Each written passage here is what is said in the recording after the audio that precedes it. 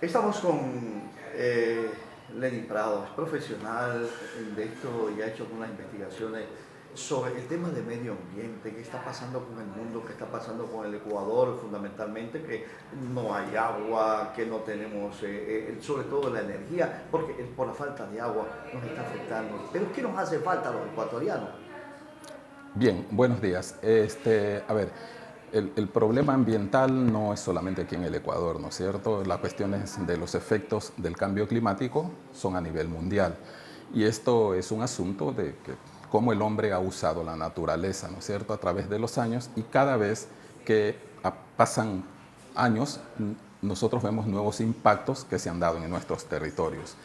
En el caso de Esmeraldas, principalmente, nosotros nos damos cuenta, ¿no es cierto?, que nuestros ríos, por ejemplo, cada vez más están usados, pero también cada vez están más contaminados, ¿no es cierto? Y ahí hay Y menos caudal de agua. contaminación por minería ilegal, los volúmenes de agua o el caudal se reduce muy drásticamente, ¿no es cierto? Hay deforestación, hay cambio de uso de suelo por tumbar bosques para desarrollar ganadería, ¿no es cierto? Y a veces es ganadería intensiva que en cierta medida no aporta mucho a conservar esos territorios.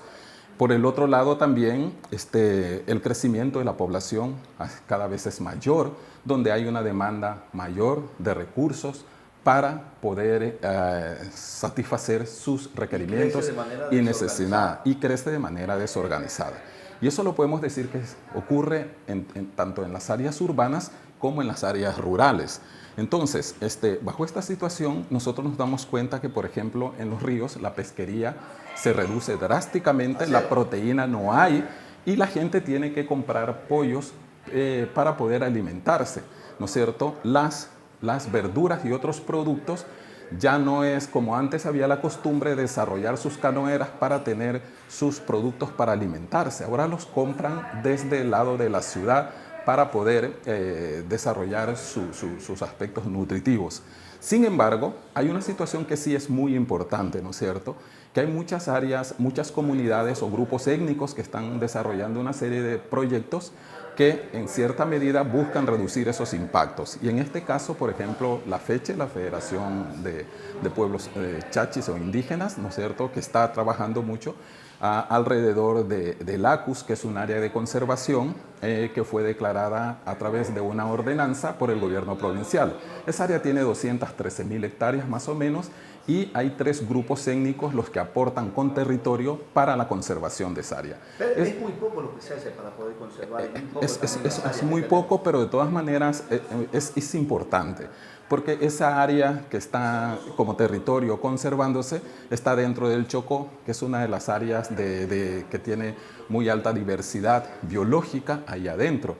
Y eso es importante para ordenar el área, mejorar los usos del área y que los usos y los servicios ambientales estén disponibles para la gente. Ese aspecto es muy importante. Por ejemplo, los chachis no desarrollan ganadería, pero la gente del pueblo afro sí desarrolla ganadería, desarrolla agroforestería y tienen áreas también que están mucho mejor manejadas que aquellas que tienen los chachis porque no es su cultura de desarrollar este tipo todos tienen áreas de bosque y de conservación que están protegidas bajo el programa Sociobosque, por ejemplo, que es un programa de conservación voluntaria. Y eso también ha sido muy interesante e importante. Tantos negros como chachis y como mestizos tienen áreas de conservación en esto. Eso ha ayudado mucho en cierta medida porque el Estado les devuelve un dinero por esa conservación voluntaria. En cierta medida es poco, pero la gente le usa para poder suplir ciertas necesidades y conservar en las áreas. Es poco en términos para la superficie que se conserva, pero de todas maneras habría que buscar otras herramientas que permitan que esas áreas estén en mejores condiciones y que los servicios ambientales estén en favor de la sociedad. Eso es una de las cosas que está haciendo. Por eso es necesario de que estos pueblos, grupos y comunidades estén bastante informados, dispongan de las tecnologías, de las técnicas adecuadas para poder desarrollar mejor esas áreas, esos territorios y que puedan tener una mejor calidad de vida. hay que también informar que las enfermedades prevalentes que siempre están allí presentes, estas se incrementan, ¿no es cierto?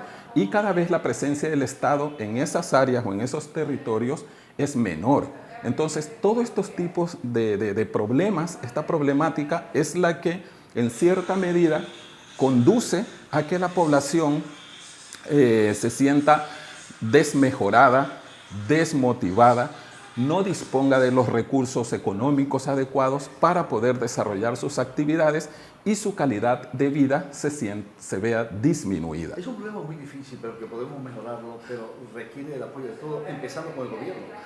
Es un problema muy difícil y complejo por las situaciones en las que estamos señalando. Por ejemplo, en muchas de nuestras áreas, en muchos de nuestros territorios, la gente de manera tradicional y ancestralmente ha sacado mucho de los recursos de los ríos.